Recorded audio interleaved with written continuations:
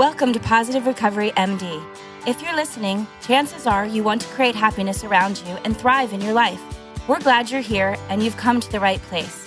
This podcast will inspire and motivate you to not merely survive your recovery journey, we'll give you the tools to build or strengthen your foundation to thrive and flourish in your life. Each week, we'll come together as a community to have authentic conversations around addiction, recovery, and what matters. Growth and progress, not perfection. All while developing positive habits for you to utilize in your life. To learn more, please visit positiverecoverymd.com to sign up to receive the daily positive interventions that we'll review, as well as gain access to exclusive Positive Recovery content available only to Positive Recovery MD listeners. All right, let's get started. Welcome, everybody, to the 13th installment of Positive Recovery MD podcast. Coming to you, one of your hosts, Jason Powers, with Julie DeNofa. Hey there, guys. I'm so excited about today. Let me just tell you that we have Maegan Kenney, who is the creator and host of the Addictionary podcast on YouTube. She's a recovery coach, a clinical interventionist.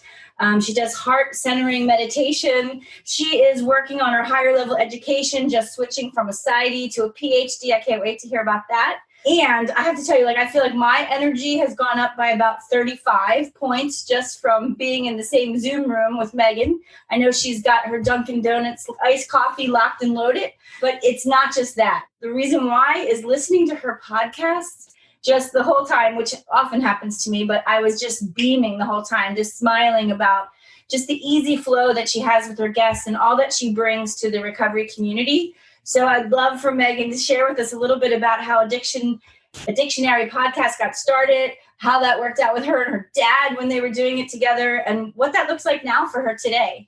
Awesome. Thank you, guys. I am so excited to be here. Yes, I have my caffeine on overload. I'm ready to rip. I got my mic set up, my headphones in, we're ready to go. But yeah, actually, you covered a lot in that bio. So I guess let me just start off by saying, first of all, thanks for having me on the show. I think what you guys are doing is awesome. And I love the spin that you guys are putting on recovery by focusing on the theory of positive psychology and how big of a role that plays in our healing, actually. For me, the podcast sort of captures a lot of what my journey has been and continues to be. It's an evolving process, literally by the minute as we speak, of where I'm going with my life and my career and how my recovery journey has gotten me here. But the podcast did start really because a friend who was in the PsyD program with me had a podcast.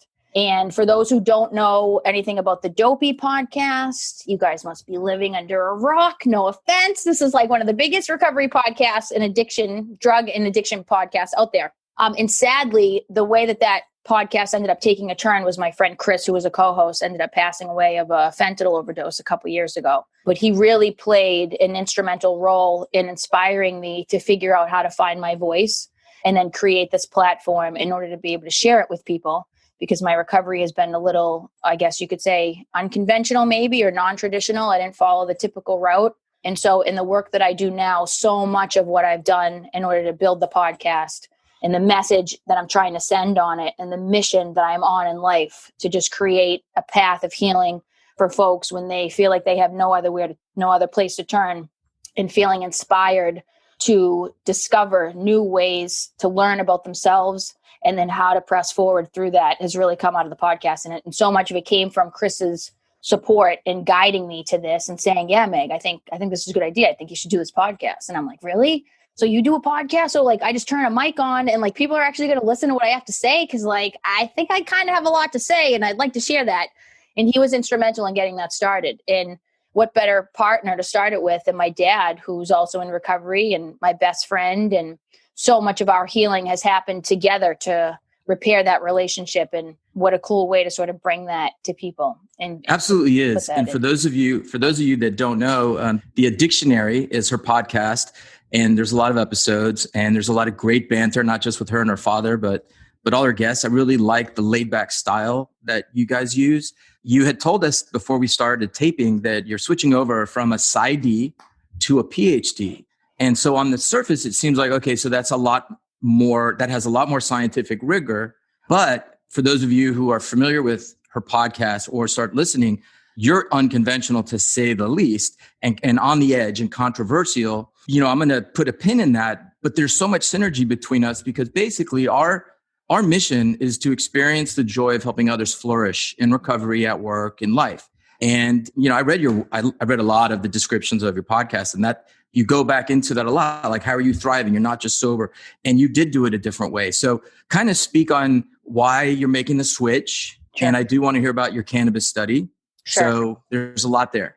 There's a lot there. There's a lot there. And it's still in the works, really. So I'm in the process of transferring right now from a PsyD program, which for those who don't know, I won't bore you with the jargon. A PsyD is a doctorate of clinical psychology, which basically means working with people, doing therapy, doing assessments, doing evaluations, and sort of being hands-on from that perspective. Truthfully, I never planned on that being the path. I found myself in this field because I was 1 year clean off of opioids and knew that I needed to plug myself into something to keep me focused and to keep me energized and to get my brain working at a capacity that it had not been at for years.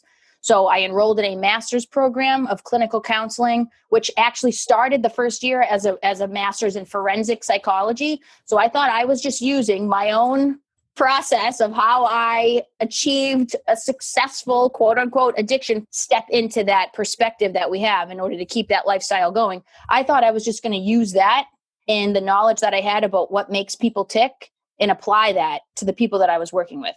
I didn't realize that soon enough I was going to figure out that this was actually a program to learn how to be a therapist. And so I was already a year in when I figured out, like, okay, I'm in school to be a therapist. Didn't really plan on that, but this is the journey that I'm on. So let's just keep going.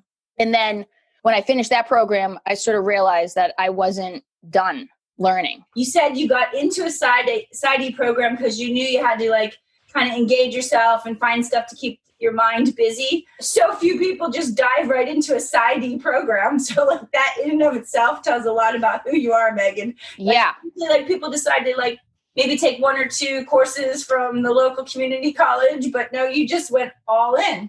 I did. I didn't start off with the PsyD program. The PsyD program was a separate piece. I ended up going into that once I finished the master's because I knew that I wanted to do program development, or I wanted to oversee, I wanted to be an entrepreneur in that sense. And so I really followed it because I knew that I was developing throughout this process and I was learning about myself. And really the whole process has been a deep self-exploration journey. But it's gotten to the point now where it feels like in that discipline of the clinical work, my output is a little bit more than the input.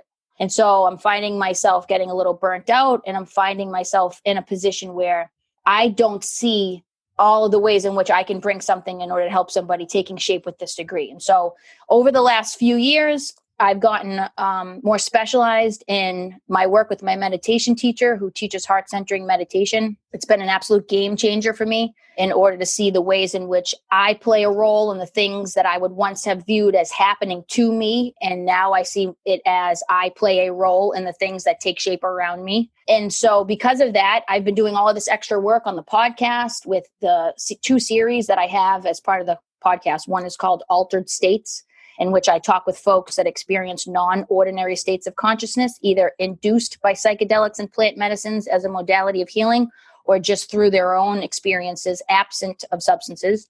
And then I have another one called Canna Chronicles, in which I talk to folks that have terminated their opioid use as a result of introducing cannabis. So I'm doing all of this extra work on the side to explore all of this stuff. I've been studying astrology and all sorts of other things. And yet here I am with this separate work in the clinical world where it doesn't align. And I have got to figure out a way to employ what I call integration. And we hear that word a lot. But for me, it really is bringing everything under one roof. That I can be the person that I am with you guys, the same way that I am with my clients, the same way that I am in my coursework, and the same way that I am in my personal life. When I've gotten to the point now where I'm at 2 years left of the PsyD program, it's just not, there's an internal battle going on of how I deliver this work. So I've decided to make the shift through a really tumultuous, stressing, taxing, but beautifully rewarding last year, where I've had to face myself in a multitude of different ways that was incredibly uncomfortable. And finally saying, you know what, I really at all costs have to follow my truth. And so now I'm preparing, fingers crossed, to transition into an integral and transpersonal PhD program where I'm going to be focusing primarily on spirituality, the Jungian Carl Jung, the Jungian approach of psychology, and then putting that all together to make sense to how I can actually help people. And you know what comes up for me, Julie, is physician, heal thyself first. So practice what you preach. And how can I be an example of, recovery if I'm not really balanced and, it's coming out sideways? There you are. And, the holistic sort of transformative experience that you want to facilitate. And I love that. It's important to have goals. And your goal was to finish PsyD. And a lot of people are listening, why would she do that with 2 years left and to go through this? So, you know what? Sometimes leaving a goal behind is the smartest thing to do. Like if you plan to go up Mount Everest and you've been training for a year, but there's a bad snowstorm, you know how many people do it anyway and lose their nose and fingers and toes? And it's the wise person that goes down. So I applaud you, but I want to go down history lane a little bit with you because our listeners, okay, you are an entrepreneurial badass. Excuse my language, Julie, but really at this, you've got how many years sober? 8, just came up on 8, July 4th. That's great. So when did it start? I know opioids were the thing, and I want you to touch on something I found you to be an N of 1, meaning I don't know anybody else who had this experience because with regards to heroin, now a lot of people that start off using opioids, they find that, especially when the DEA cracked down on the pill mills, heroin was just a cheaper alternative. And a friend of mine from med school said, there's 2 types of people in this world. Those that love heroin, those that have never tried it. Yep. And I can tell you now, I've got 17 plus years in recovery and in the field about that long. I have never met somebody like you who said, you know what, I did heroin, but if there were oxys available, if there were pills available, that's what I would do preferentially. Yep. Which baffles me. So did you start down the opioid road because you were bored with weed or drinking, or was it a pain issue? Tell us kind of how it started and how you got sober. Yeah. No, it really, I call it sort of the perfect storm because at the time that the oxys were introduced into my life, when it became a problem, because they had been introduced years prior to that. And I had dabbled a few times in high school. And for those who sort of aren't really familiar with the Boston area, I'm right outside Boston. All of our communities were hit way before anybody that was calling this an epidemic. I mean, some of the people that I went to high school with that many of us are in recovery now, many of us are not. Many of us, or I won't say us, many folks have lost their battle to that. Well over probably 50 plus people just from our high school community alone that have died as a result of opioids. We called it sort of like an open air drug market. I mean, it really was a pharmacy. Our school was infiltrated with these pills. And so it grabbed and hooked a lot of people at that time. And fortunately, it didn't hook me at that point. It wasn't until probably about 4 years later where I was starting to work in the nightclubs. Cocaine was around a lot. And that went steady for about a year. And I was just wrapping up undergrad. I barely squeaked by undergrad. I showed up high to my finals on cocaine after being awake for days. Do not know how I managed to do it, not studying for any of the finals and just squeaking by. I was able to get the degree. But once I had the degree, sort of all bets were off. And so I was in the scene where everybody was using. And I ended up linking up with somebody that I had known from years prior who was selling oxys. I started a romantic relationship with this person. When I say they were literally giving me oxys on a platter for free for months and months and months, this went on. And I had always been warned about the fact that addiction was in my family history and I didn't really care. And so I went sort of all the way in and developed a habit. Soon enough, I ended up transitioning away from that drug dealer, found a new drug dealer and a new person to get high with. That person introduced me to IV drug use, but not necessarily heroin. The drug of choice was to crush up the oxys and inject them. And so the high that I would get from that experience spoke to me in a way that the heroin didn't speak to me. It gave me energy, which is what I wanted in order to feel like I was accomplishing something during the day, even though I was really just chasing my tail. Yeah, because you need more energy, Maegan. Yeah, exactly. I didn't want, it's interesting enough, with all the energy that I have, I never wanted the downers. I wanted the feel of the downers without the nod, if you will. Yeah. So the cocaine wasn't in the meth and the Adderalls and stuff. That was just, that didn't last long. It was like a one little blip. But what the opioids did was it literally created a veil between me and the rest of the world. And it allowed my social anxiety to dissipate. And I was able to show up, so I thought, in ways that I was never able to show up without that veil over me. So I had the energy and I had this great veil that protected me from what I was really petrified of, which was being present in the world and engaging with people that I didn't want to engage with. So it was really a perfect combination. Heroin ended up coming into play simply because of money. And I always worked, I always bartended, and I always had money on me. And so I could always really afford the pills, but there were times when I couldn't. And that's when the heroin came in. But when I tell you, I absolutely despised that high. I mean, I can put myself back into that space and tell you, I hated that high, and I hated everything about myself, even in the context of both of those drugs.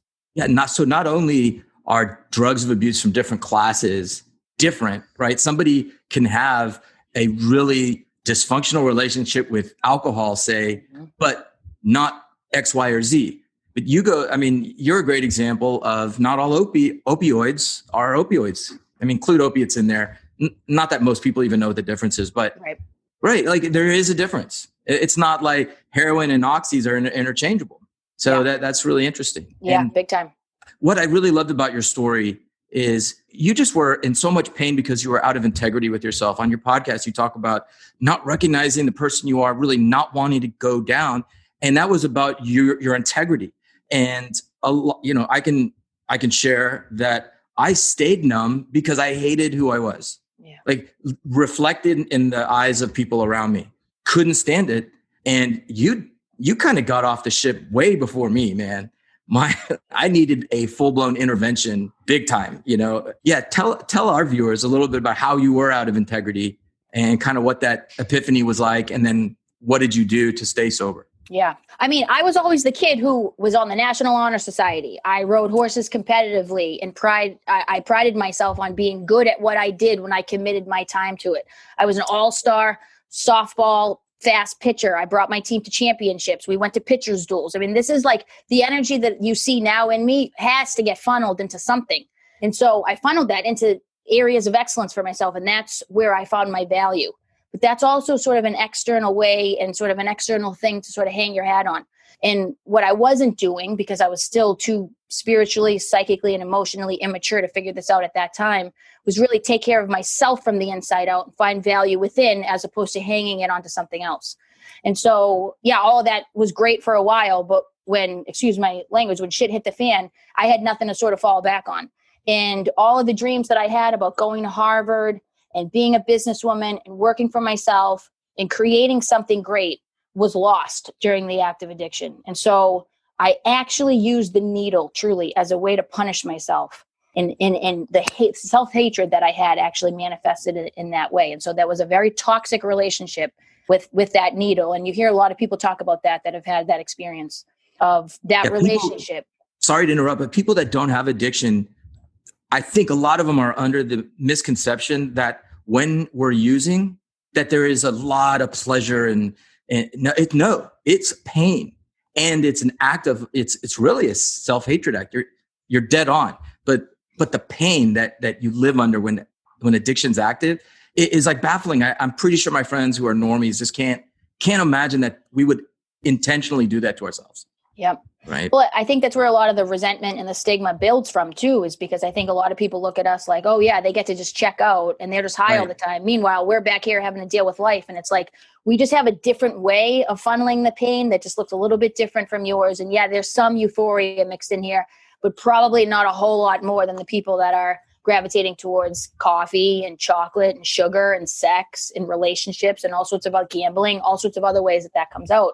And so really there was a real fractured sense of self in my experience throughout that whole active addiction, where I was split into two. And so you're right. I was not living in my integrity. I was not sharing my truth whatsoever. I didn't even know what my truth was yet, but I knew that there was still hope on the horizon. And I knew that I wasn't too far gone yet. I hadn't lost enough of my soul to not be able to come back.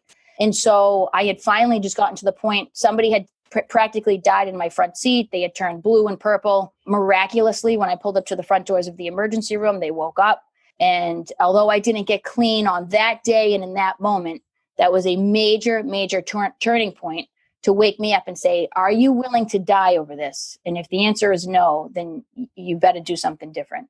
And so that's when I started to explore the different options that were available. Ironically enough, it was the first drug dealer that told me about Vivitrol. It sounded like an option that was appealing to me. There was no risk of physical dependence. I could come off of it whenever I wanted. And I desperately, desperately wanted to put this identity of this drug addict behind me. And I wanted to just carry on with my life at that point. So that medication spoke to me because I could show up for once a month injection and literally the rest of the month act like I didn't have this problem. And at that time, it really was what I needed. It really was what I needed in order to get plugged back into the sort of the real world. And that wasn't perfect. I share about how that first year I had 1 foot in and 1 foot out of my recovery. And I was still trying to negotiate the terms of how I wanted my life to look. And I would use every couple months and I would lie to the doctor because I didn't want to be a disappointment to him. So I would wait until I got clean. So when I came back, I didn't have a positive drug screen and I would just make up a story. And that went on for about a year. And I literally said to myself, I sat down with myself and I had a conversation with myself. And I said, look, you didn't come this far to come this far. Make a decision. You either accept the life of a drug addict and live that to the fullest and don't keep stressing yourself out about trying to get clean. Just do what you want to do. Or you have to make a shift and you have to commit to this and you have to give yourself a chance. And that's when I said, you know what? Showing up for this injection is far easier of a job than trying to figure out how I'm going to beat it all and get money and lie and steal and cheat and do all these things. I don't want to do that. I want to resign from that position. I call it the CEO of my own torture. I wanted to quit. So I did. And I haven't looked back since. And that was a hard conversation to have with myself because I needed to face that I needed to accept that life. And I wasn't willing to do that. It's amazing that you had that conversation with yourself and there wasn't a conversation like that handed to you from the law or your family, especially with, your dad having gotten sober. Did you do any type of formalized detox or treatment? I know you did an IOP. I heard you, nope, you didn't do outpatient? Nope. So, okay. Outpatient on the Vivitrol clinic. Vivitrol doctor, yeah. Okay. And it's funny, I'm a physician and I give Vivitrol shots and I have several patients who do what you do. And they say they don't want to disappoint me. And really that it's really endearing, but it has nothing to do with me. It's hard to impress that on somebody.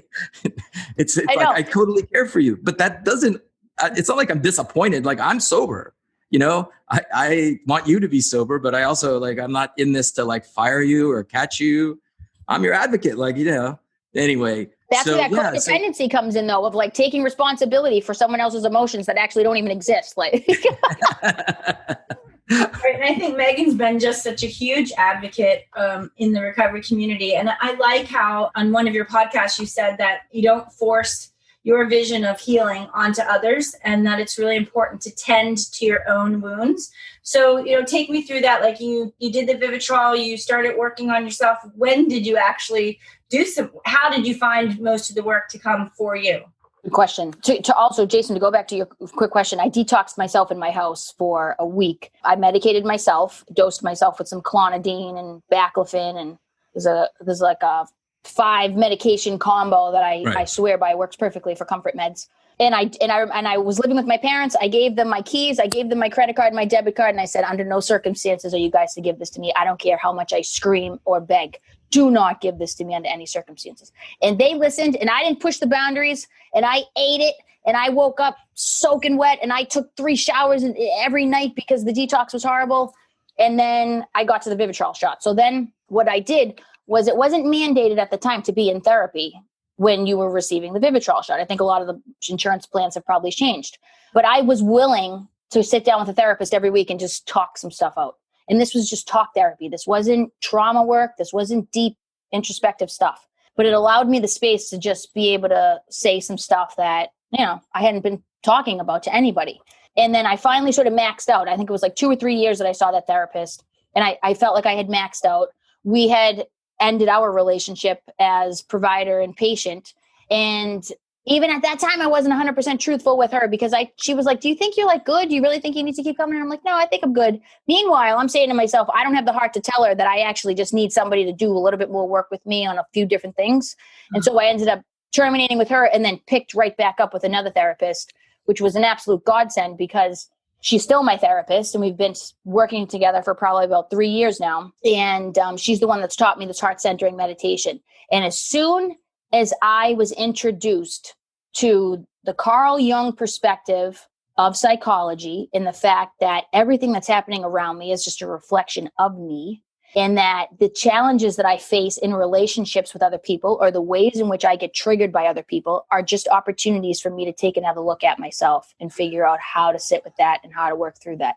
That's when things really exploded for me, because that's when the shift psychically and spiritually started to happen. You know, Carl Jung was one of the 3 influencers of Bill W. And it just goes to show there's so much interconnectedness of his influence was pretty huge. Major. You know, he influenced Robert Bly. I don't know if you're familiar with the Mankind Project, but there's that. Mm-hmm. Carl Jung was also a bad dude. Yep. Yeah. I mean, he was tapping into things that we can't even cognitively and rationally sort of make sense of like how our unconscious connects with someone else's unconscious and then creates a third realm. Like, what is that? We can't see it. We don't, what does that even mean? His work is profound. Yeah. And it was like he was a freak, because he knew that happened before there was even evidence of it. And now we can find parts of the brain that are activated and activate someone else's. And then if you're like a first degree relative, it's activated more. And, you know, there's like awareness when someone's getting hurt that you don't even have to witness. And we see now brain regions that have empathy and, you know, and even the same physical parts of the body that sort of get affected if a loved one is getting, let's say, shocked on the finger or something else. So yeah, like he knew that stuff happened, didn't need the proof. And yeah, he was the one that coined the term spiritum contra spiritus, which is quoted in, you know, rooms all over the globe. And it's a spiritual malady and you need a spiritual remedy. And I know that it ruffles a lot of feathers, but I just thought Carl Jung deserved some shout outs. Heck yeah. Yeah. I like him a lot more than Freud. And although Freud was huge in saying, hey, there's a subconscious, guys. That was like Leeuwenhoek when he discovered, you know, the microscope in microorganisms. And we're like, what? We're living on the plane with all these other things? I think what Freud did was really that big. But like he said, you know, the search for happiness is really an infantile delusion. And the best you can hope for is ordinary misery. Don't like that at all. Same. I totally disagree. And, oh yeah, you know, positive psychology. There's no way we could agree with that. Like, come on. Yeah, but it makes sense though, right? I always have a hard time with people that are like, "Why are you striving to seek happiness?" And it's like, okay, then well, it's not. I don't know if the word is triggering or brings up too many sort of preconceived notions. Let's call it joy or bliss or grace or whatever. But I'm looking for a place of integrated harmony, and to me, that's happiness. And why not achieve that? Right. Happiness is the only thing people pursue for itself. Plato said this. It's not like I did, but everything else is pursued in order to, why do you want friends? Why do you want power? Why do you want money? So that I can, eventually it's so that I can be happy. It's not an infantile delusion, Freud. Sorry, Freud. Yeah. So Maegan, what brings you happiness and joy today? Such a good question. Honestly, I feel like any time in which I am free of that internal dialogue that I lived so regularly throughout my whole life. And it's dissipated quite a bit now through the work that I do. But I think anytime I'm free and I feel like I'm in that flow state and it's all just sort of working together and I'm not holding back because I'm afraid of how to say X, Y, Z because I don't know how someone's going to take it. And I therefore stifle myself or stifle my emotions like that's what doesn't bring me joy. What brings me joy is when all of that synergy is present, where everything is just okay and everything is peaceful and everything. And even if it's not peaceful, just to be okay with the unrest or the chaos and know that I'm not absorbing that and that I have a clear psychic boundary between the chaos around me and how I exist. And so I do a lot of work in the meditation around my fears and the fear of not being valued or the fear of being consumed by an energy bigger than me, that I'm going to get taken under by it. As long as I'm consciously working on ways in which those wounds get triggered or pop up throughout my life, and I do it with a sense of peace where at the end of the day, I'm not still racing, that's where I find my joy and my happiness. And the way that I do that is through being in nature, is through being with my dogs, being able to help people and know that I'm compassionate without absorbing their pain. And that I can be myself in those situations to deliver what it is that I'm there to deliver. And sometimes that's just holding the space for somebody else's pain. As long as I can do that and not own that, and it's clear to me what belongs to me and what doesn't, that's the state of harmony for me, really. That's great. It sounds like meditation has played a really important role in your healing and I guess quieting the the committee of five that you have in your head. Yep. The internal board meeting. Yeah, the board meeting. Right? Could you give us just like the Reader's Digest version of what heart-centered meditation is? Yes, absolutely. Well, it really is. So the way that I do it is the way I come about to sort of integrating all of this is I'll look back at myself over the past week and I'll be mindful of the things that I had a reaction to. And then I'll look at how that is manifesting in me or how I'm manifesting that in these situations. So I look at everything that's around me as a part of me, not that it's happening to me, not that I'm being victimized by it, but that it's just a reflection of what it is that I need to look at internally. So I peel back the layers and I keep going back. What's the fear? What's the fear? What's the fear? Once I identify the fear, I then sit with whatever that image is and I visualize unconditional love being transferred between me and whoever that other person is. And that other person might be the 7-year-old version of me that got triggered by that thing that person said. And so now I have to sit with that 7-year-old version of myself that's afraid of the world, that has a dad that's active in addiction, a mom who doesn't know what to do with this chaos, who's not present for me emotionally in the way that she would want to be because she's so consumed by his destruction, knowing that there's nobody there to protect me and I have to sort of stand on my own as a parent at 7 and be the adult in the room. And that's a lot to hold. And so I have to be kind enough to myself to be able to go back to that version of myself and give that 7-year-old version of myself that unconditional love. And so I really go into a visualization technique where I imagine a ray of purple light, let's say, moving through my heart and the heart of that 7-year-old version of myself.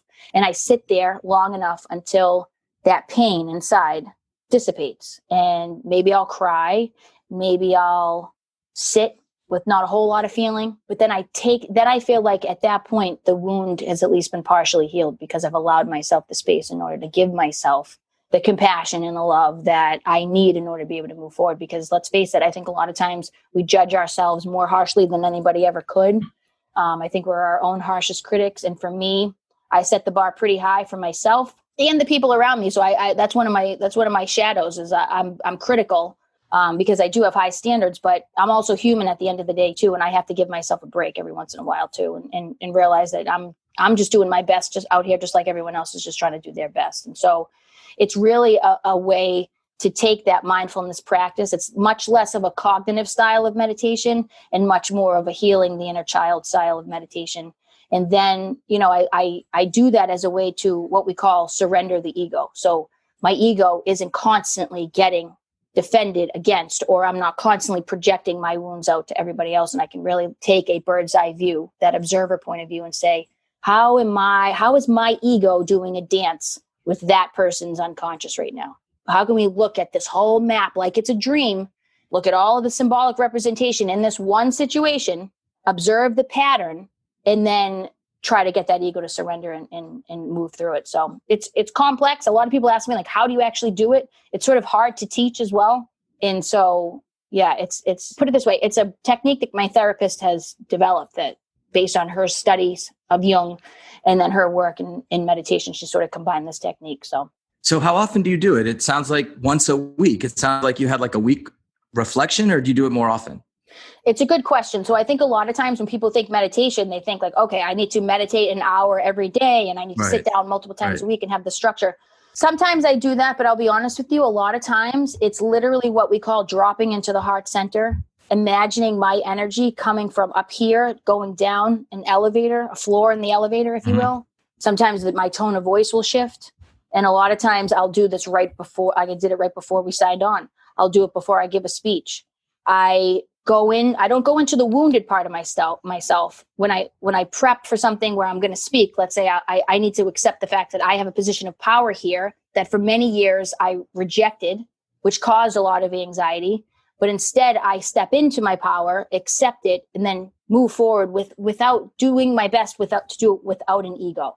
And so a lot of times throughout the day, if I'm doing work with folks in my recovery coaching work, it's just constantly dropping in. It's constantly taking a breath and dropping into the heart and recognizing when I'm having a reaction to something or someone, catching it in the moment, and then being able to slow the pace down. So it's not necessarily a dedicated practice of like hours a week. It's moment by moment, and it's all throughout the day.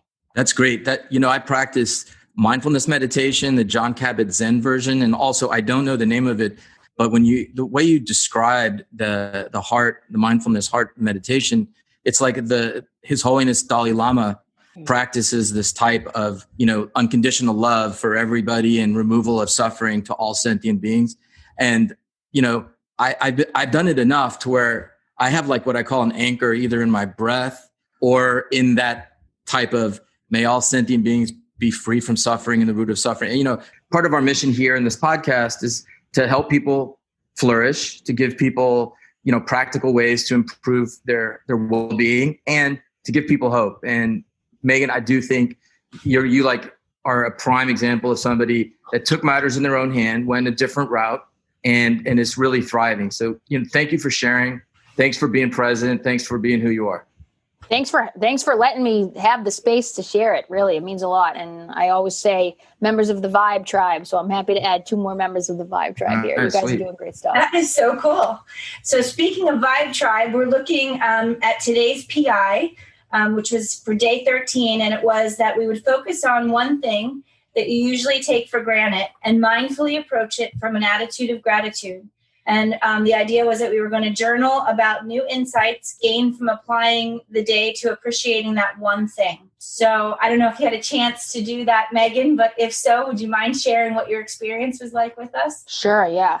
It's interesting. I came upon this myself last night when I was in a yoga class. I have been out of yoga for a while and decided to give myself the opportunity to get reconnected to my body, test my strength a little bit by doing a hot 90-minute yoga class with a mask on. Didn't know how that was going to go. Wow. And really used it as a way to tap into where I was in the present moment. And I took 3 breaks, and I usually don't take breaks. And I was kind enough to myself to give myself those breaks. And I was really as present as I've been in a long time with myself. And I will say at the very end, when we had our little meditation part, the tears were sort of just falling from my face. And I think it was just so moving. And all I could say to myself was how overwhelming the feeling of gratitude was. I'm just so grateful to have the opportunity, regardless of how stressful things get for me and trying to figure out my career and trying to get things right. At the end of the day, I am so grateful to have the opportunity to even just have the struggles that I have right now. And just to be able to be at peace with that and appreciate the suffering was just a tremendous experience. And so, yeah, it was really nice that just happened last night too. Fantastic. Thanks for sharing that. And I can't imagine doing hot yoga with a mask on. First of all, I can't imagine doing hot yoga any old way, but a mask, forget about it. I went to Six Flags this past Sunday, and yeah, they did an amazing job of how they did their sanitation. But man, you had to wear a mask the whole time, even on the roller coasters. And there was no lines, and we got to zip around, and it was awesome. But it was hot, like really hot. So I can't imagine what you were experiencing.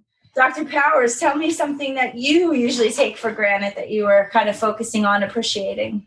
Yeah, so this one's easy. Speaking of shadows, family members are really a great opportunity to, see what my internal struggles are and what I've sort of become so accustomed to that I don't see. My father-in-law, so my wife's father, has heart failure and advanced Parkinson's, and he requires a caretaker. So when the quarantine started, we took him into our house. He was at an assisted living because there he could get all the care he needed, but he wouldn't be able to have his caregiver. So he's here, and he's been here for now, 4.5 months, or the quarantine has made my, kind of time has taken on a new sort of experience. Like, it's weird. Today is Friday. You could tell me today's Wednesday and I probably believe you. It's just so bizarre. But I was watching my wife just be present with her dad. And I saw like this really and I appreciated her soul so much more. It's not like I had to notice her being kind for the last 4.5 months, but it really, so I journaled about it, and I actually brought it up with my 10-year-old daughter, Mia, and then that conversation sort of spilled into a different conversation, and it was just great. And, it was the first sort of mature conversation I've had with my youngest. The other two, they're like, intellectual giants compared to a 10-year-old at this point. But it was really great. Just so it's sort of how things kind of potentiate other things. And that was just this PI for me was that experience. That's awesome. Thank you. So we're going to talk about day 14, and I do read ahead, and I've already read ahead to know that I may murder one or two lines of this, but we'll go ahead and get started. Starts with a quote by Susan Skye. You can't punish yourself into change. You can't whip yourself into shape, but you can love yourself into well-being. Love is many things. Love is the most sustaining virtue of humanity and creation's greatest joy. It's the antidote for fear, the most effective strategy for silencing your inner critic, the voice that tells you you're not good enough or that you don't belong. Allowing others to love you and loving others with your whole heart fosters unparalleled positive emotions. So that so much speaks to some of the things that you were talking about earlier, Maegan. I'm getting a little emotional here. So today's PI, which also is kind of cool, and this will be one that we do next week with our guest, also is something that perhaps Dr. Powers just channeled into.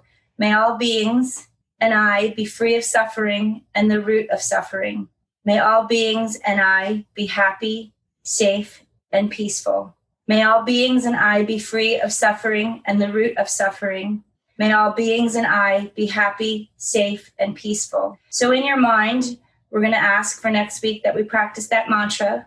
We're going to ask that you repeat it 3 times throughout the day for 5 continuous minutes each time, allowing this mantra to increase your agape, which is the word I thought I might screw up, your agape love, which is love for all humanity. In the hectic pace of life, it's easy to let activities such as today's PI slip through the cracks. Therefore, set specific times when you can find 5 minutes of solitude to say the mantra with loving intention. So I'm going to do it one more time for our listeners and for us, because I felt a lot of love during this podcast, and I really appreciate all that you shared, Maegan. Thank you so much. May all beings and I be free of suffering and the root of suffering. May all beings and I be happy, safe, and peaceful. Peace to you, Maegan. Peace to both of you, and thank you so much for giving me the opportunity to share. Absolutely. We'll send you a copy of this. I would love that. I'll get your address and mail it out to you. I would love it. Yes. Thanks so much. So speaking of books, I'll let you go after this. Julia did not read ahead, but I wrote the book, so it makes sense, right? That You are the author of this book. Yes. And so let me ask you this, Maegan. How is your book coming? Oh, it's coming along. I actually just got in touch with my agent the other day, and I was like, I just need a couple weeks to get settled with this transition of the program. And I said, it's great because literally the book that I'm writing right now is in everything that's going to be documented and chronicled is real, the real time sort of struggle. Aside from the active addiction stuff, the healing journey is, like I said, when we first started, is ever evolving. And so when this book is finalized and you get this memoir, it's going to be just know that I was in it. Thanks, everybody. Thanks, Maegan, Julie. Talk to you later. Signing out. Thank you for listening to this episode of Positive Recovery MD. Don't forget to visit positiverecoverymd.com to sign up to get your daily positive intervention sent straight to your inbox. Be sure to subscribe to Positive Recovery MD on Apple Podcasts or wherever you listen to your podcasts to receive an automatic download when a new episode drops. And as always, if you or someone you know needs help, visit positiverecovery.com or call 877-4SOBRIETY, which is 877-476-2743. We are here to help.